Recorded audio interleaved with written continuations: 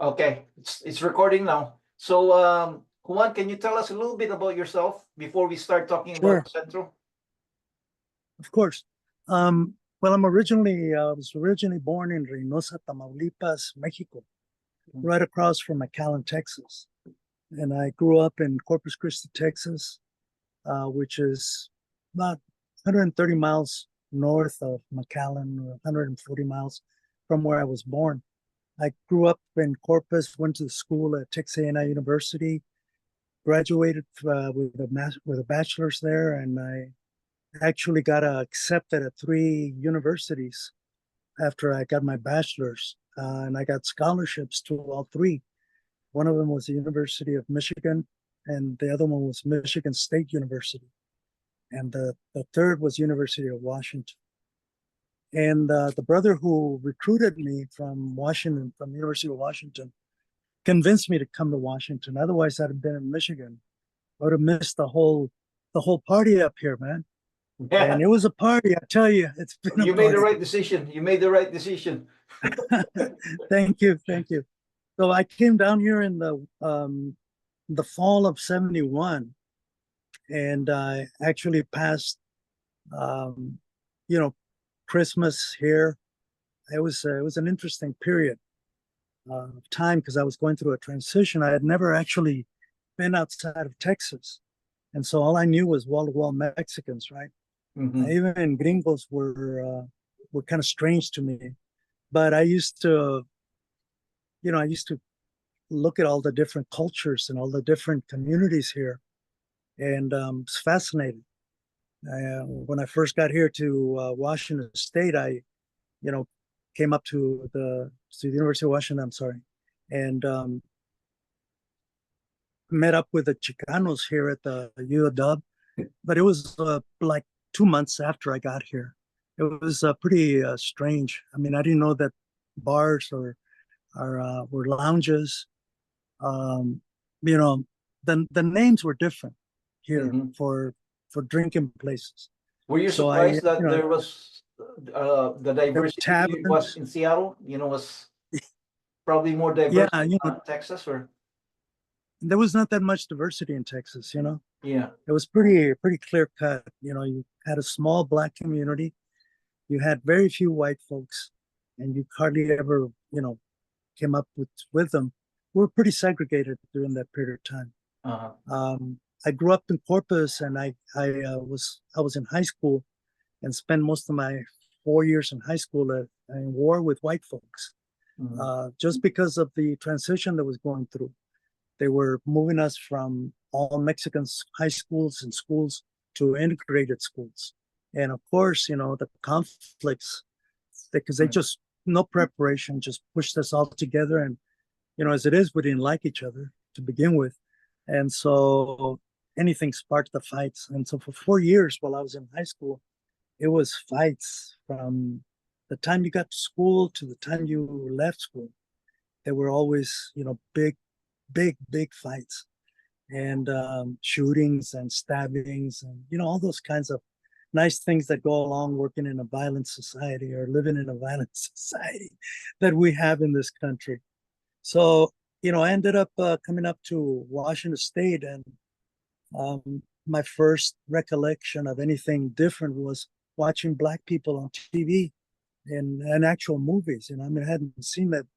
It was, I mean, I guess one of the things that happens is that when you get segregated, everything else that's already been segregated, like the TVs and communications of all kinds.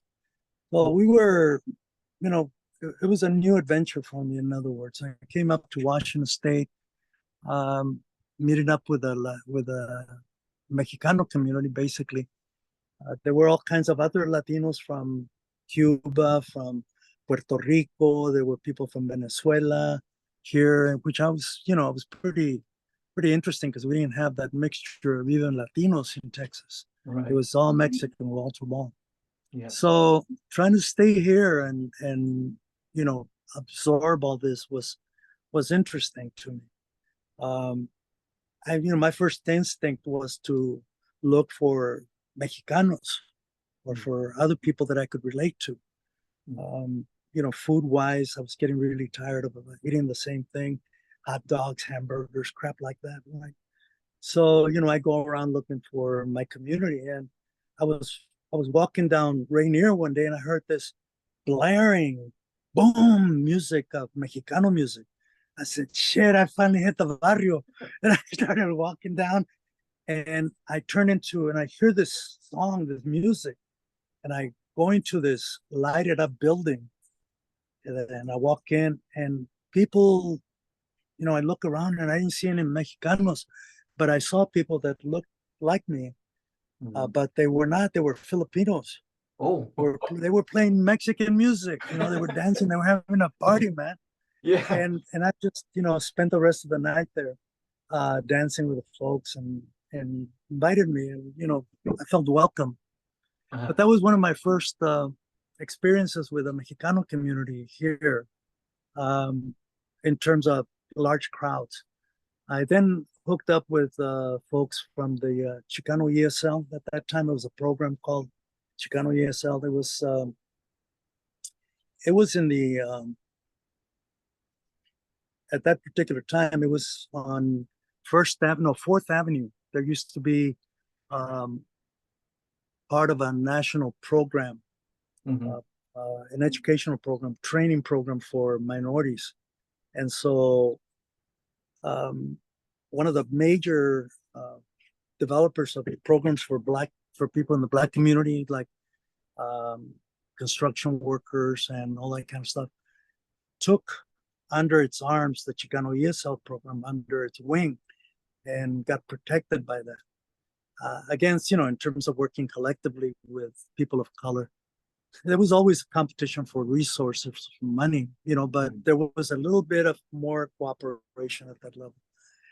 So I met up with them. I introduced myself. I had already met the guy who was the director at that time, who was Roberto Maestas. I met him at a party, and he didn't make very much sense. And I asked people who that guy was, and they said he was crazy, not to pay attention to him. And I said, well, okay. But, being new on the block, it was hard to keep away from folks like, who are crazy and nutty like you are. Yeah.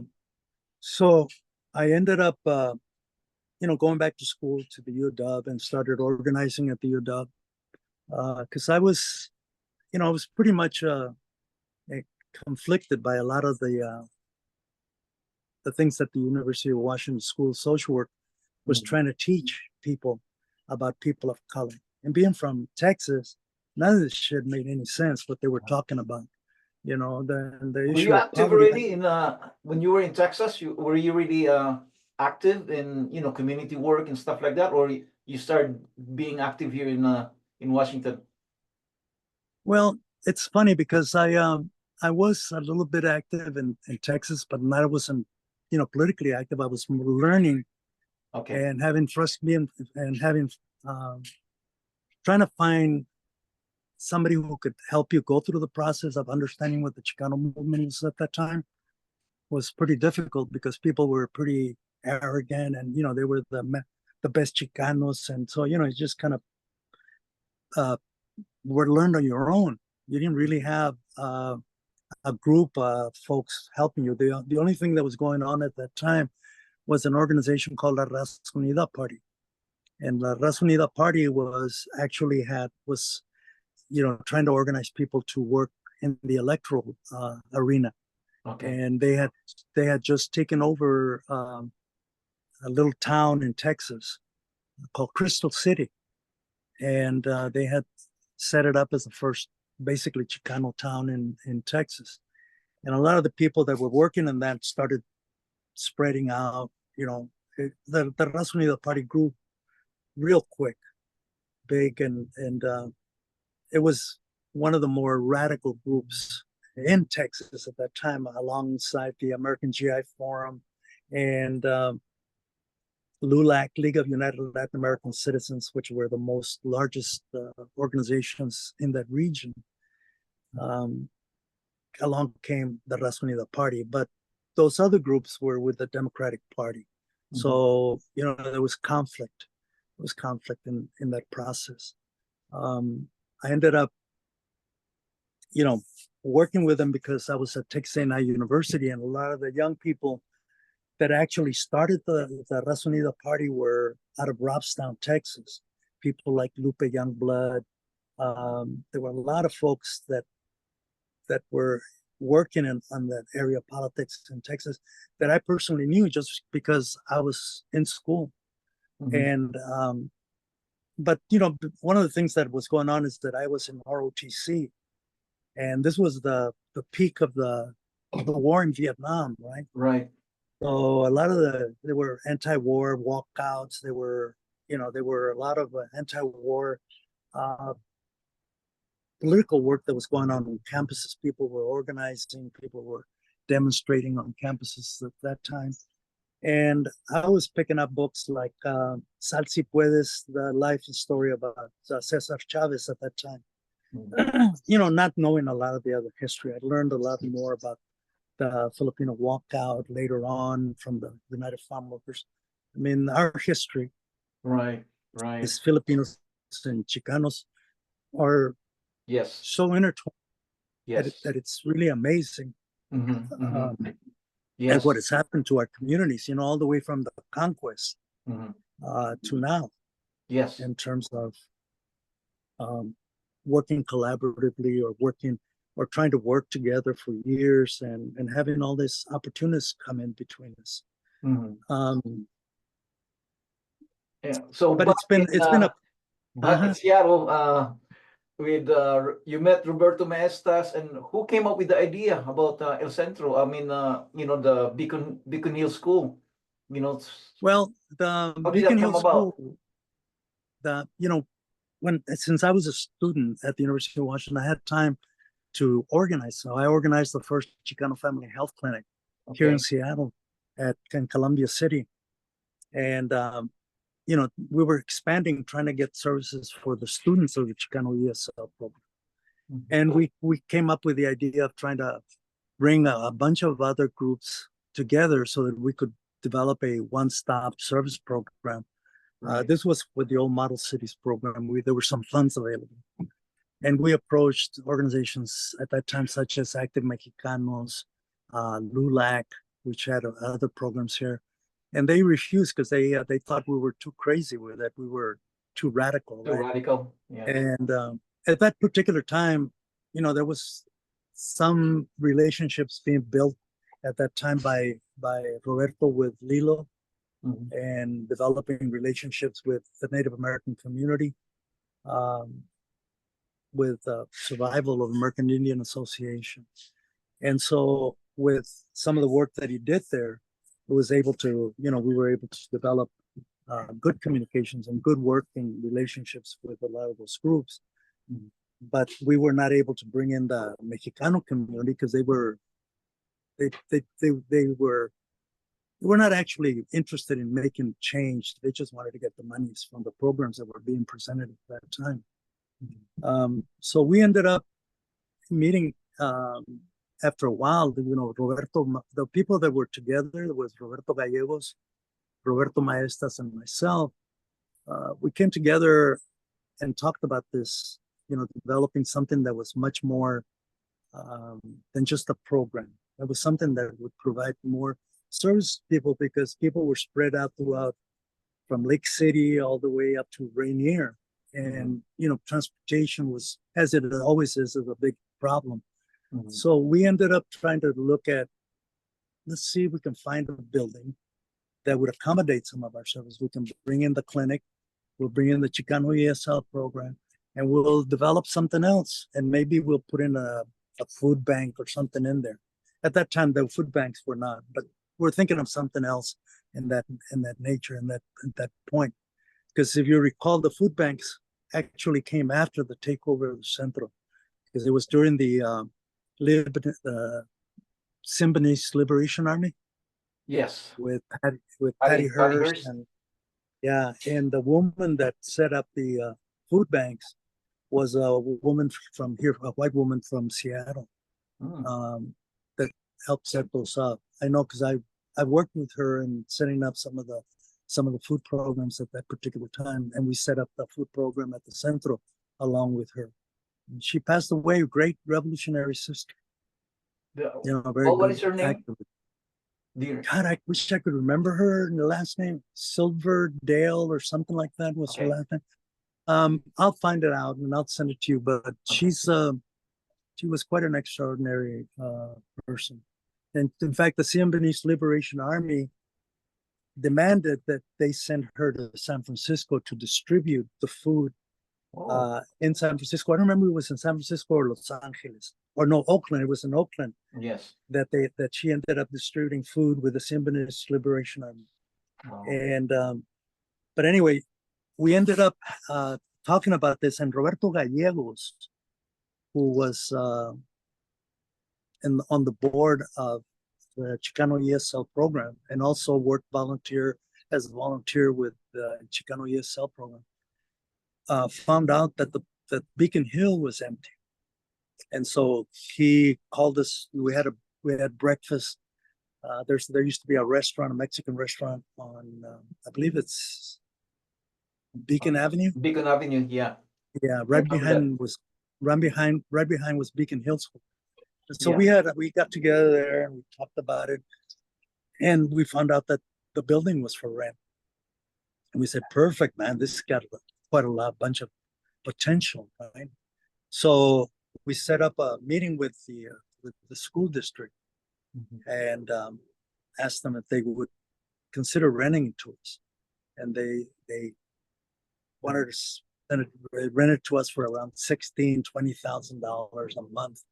At that time we didn't have that kind of, and our program, wasn't able to generate that much money, and minority issues were not as popular as we would think it would be. We were not as politically strong as most of the immigrant communities and minority communities are nowadays. At that time, we had no political power. So, we ended up trying to talk to the school district, but the school district kept saying, we'll rent you a part of the building, but they really didn't want to. So they put the rental so high, and then we found out that the school district was actually trying to negotiate with Safeway at that time to tear the building down and put in a Safeway grocery there. And we found out that was in the works. And so we started organizing in the community almost a year before that. Because if you remember at that time, the United Farm Workers had a big campaign against Safeway. Yes. So we already had the community, focused on the Safeway issue. So when we started organizing around, we started telling people they're going to open up a Safeway, to continue to exploit them, the whole political jargon. So we ended up convincing a lot of folks during this whole year of organizing from late winter in 71 till October 12th, when we took over the building in October 12th, 1972. And so we ended up trying to negotiate with the school district, and they would not budge. So well, what do we do? And so we started saying, well, the only thing we have is we're going to have to take it over. We're going to have to do something much more concrete. And we started building meetings with the few Chicanos that were in Seattle at that time, that were politically involved, that were more progressive. We started building and meeting together. We were, the thing about us at that time is that we were not just working in the community out here, working like social workers. We were also organizing at the University of Washington, like all the minority communities were in the African American community, because that's where most of our political base was at. Our political strength was at the University of Washington. Unlike other folks that have been here doing political work longer, like people in the Black community and people in the Filipino community, and had a long whole history here. Chicanos and Latinos in general didn't have that much political history in Seattle as such. but we did have quite a bit of political history with the Wobblies. Yes. And as Mexicanos, there were 100 members of the Wobblies. Mm. There were members of the Wobblies here in Washington State, and Mhm. in fact, Wobblies fought in the Mexican Revolution, and they took over Tijuana with Mexicans over there during the 1930s, 1920s, and 1930s. Wow. So there is a lot of history Mhm. of Mexicanos, but mostly in the agricultural areas and those kinds of things. I don't And know with if the, you're aware that in the history, I made a video about this, that there's Filipinos who participated in the Mexican Revolution. Do you know that?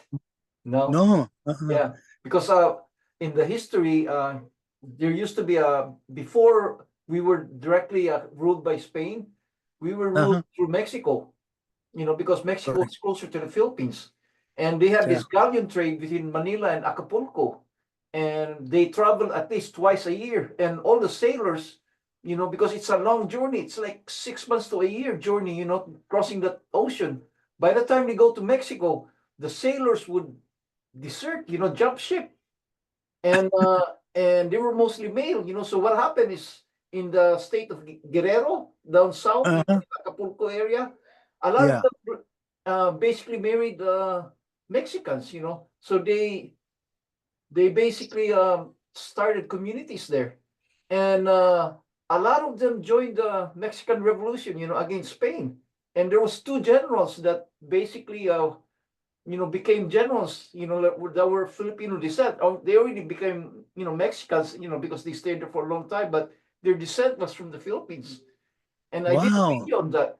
It was amazing, because there's a Mexican guy who studied it, and he made a book out of it. And I saw the book and I read the book, and I was just shocked. I didn't know that history, but that's part of the, the closeness between Mexico and Philippines, no, so it's been really interesting and looking back at the relationship between the Filipinos and the Mexicanos, yeah. like the Spaniards used to use Aztecas to fight in the Philippines. Mm-hmm. I didn't know that. Yeah, during World War II, Yeah, Mexico didn't join the war. World War II, they didn't participate, except, when they went to the Philippines, they sent the pilots. They were called the Flying Aztecas or something like that. I can't remember the exact name, but they were actually Mexican pilots that went to the Philippines and helped liberate the Philippines from Japan during the war. And, that was the only participation of Mexico from World War II. yeah, So, because they stayed away, they didn't go to Europe or anything like that, except for that, when they went to the yeah. Philippines and They did participate in World War II with El Escuadrón 200. It was airplanes. It was a yeah, squadron of airplanes that participated, but that was the only yeah, physical that's that, yeah, participation. the planes. And they Yeah, were flying Aztecas or something like that, or I can't remember the exact name, but that was the same group. yeah, and Yeah. but no, it's been really interesting to find all the connections. Yeah, There's a and lot. not only that, when we were ruled through Mexico because of that galleon trade, and then when they come to the Mexico, they would take Mexican sailors, because all the Filipinos would jump ship, so they need sailors to go back to the Philippines. The Mexican sailors on that ship, when they reach Manila, they would jump ship because they don't want to go back, and then they would marry Filipinos, Yeah, and they have offsprings, after a while, so there's a big Mexican. Well, they don't call themselves Mexicans anymore, because it's long time ago. It's yeah, over 100 history. years ago, But Yeah. there's a town in the Philippines called Mexico. It's Oh, amazing. really? Yeah, Where's it at? in What's it? Luzon. And It's called Mexico Pampanga, but the name of the town is called Mexico. oh, wow. Amazing. And in Spain, I mean in Mexico, there used to be a Filipino town, but they changed the name now because there are so many Filipinos living in the town. The sailors that come in, and they remarried and intermarried, Mm-hmm. and it used to be a Filipino town, but not anymore. You know, after years they changed it. But the Do people you know there where it still, is? Do you know where it was? it's Was it in in the state of Guerrero? Guerrero, but I can't remember the name of the town. I'm gonna look for it because my memory is not that good. But Yeah. I can't remember the name of the town. But if I find out, I'm gonna give you the information Yeah. about the name of the Because town. there was also Guerrero was also the biggest recipient of slaves also that, because people would crash, the boats with galleons would crash in the coast off Yeah. of Nicaragua. Uh-huh. And so many of those folks would save themselves and come into Mexico through Guerrero. Yeah. And It's amazing, man. I have a, no, it's an amazing history. It's an amazing history. Yeah. But yeah, we ended up, so Roberto Gallegos was actually the one who found El Centro, The the Centro. building itself. Okay. And he was the one that Is was, Roberto in, Gallego still alive, or did he pass away, or no, he passed away. All the Roberto Gallegos and Roberto Maestas passed away. they both passed away? And also David Silva, who was part of the group, but he was not part of the planning group at that particular time. Okay. But he, so Gallegos found the place, and we kept meeting with folks about how to go about doing this. So we organized ourselves to plan the takeover. And we met. One of the last nights that we met was at Teresa de Chaparro's house. Teresa used to be vice president at the University of Washington Mm-hmm. for community affairs or something like that. I don't know actually what her position was, but she was high up in the university. And we met at her house prior to the takeover. Okay. And what we had ended up deciding is dividing the few people that had volunteered to help out into 3 teams. I would be heading the team that would be taking over the place. And